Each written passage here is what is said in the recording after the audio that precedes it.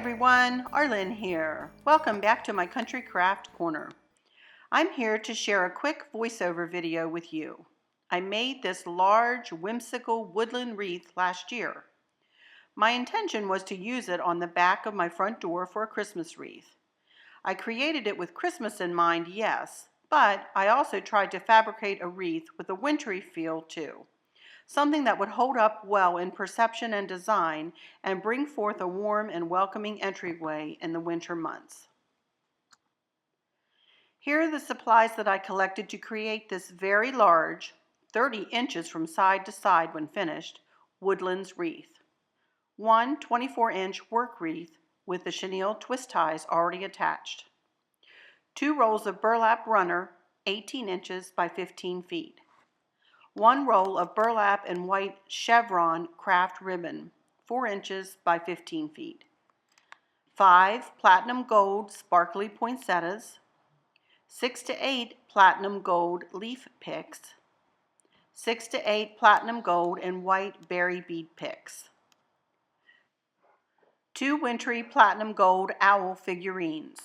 Hot glue gun, pipe cleaners, wire cutters, and scissors.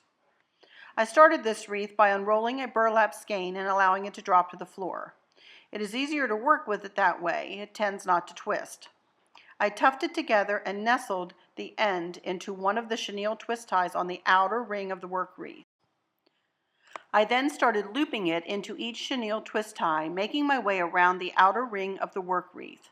My loops were about 10 inches long for each loop. I followed that pattern all the way around the outer ring, piggybacking it into the last loop right on top of the first chenille twist tie where I began.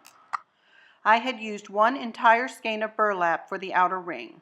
I then opened up a second skein of burlap and started attaching it to the inner ring, and I followed the same pattern that I did on the outer ring until I had filled up all of the twist ties. I then added the chevron and burlap ribbon, starting on one of the outer ring's chenille ties, looping it into the next inner chenille tie, and alternating back and forth between the inner and the outer rings until I made it all the way around. A bow was next. I made it out of the same chevron craft ribbon. I will add a link to my How to Make a Bow tutorial video in the description below. I then took a moment to hot glue some pipe cleaners onto the back of the owl figurines. I would use those pipe cleaners later to tie them onto the work wreath.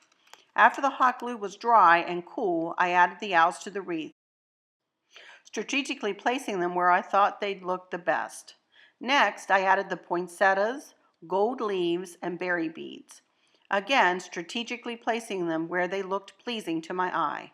I added them to the chenille ties where I could, and I also hot glued them into place. It was time to hang it up. I took it to the front door and hung it on my over-the-door wrought iron wreath hanger. I will put a link to where I purchased that pretty thing in the description below. I have to admit that I did end up making a Christmas wreath utilizing a pretty green snowman, and that hangs on the back of the door during the Christmas season. I will give you a link to my voiceover video describing how I put that one together. I replace it with this woodland wreath in January, and it stays put until around the beginning of March. I never tire of creating new and different decor for all times of the year, and I especially enjoyed making this whimsical woodland wreath to brighten up those sometimes dreary winter months. As I always like to say at the end of every crafting blog I write, there are no mistakes in crafting, only unique creations. Until next time, y'all take good care. Bye-bye.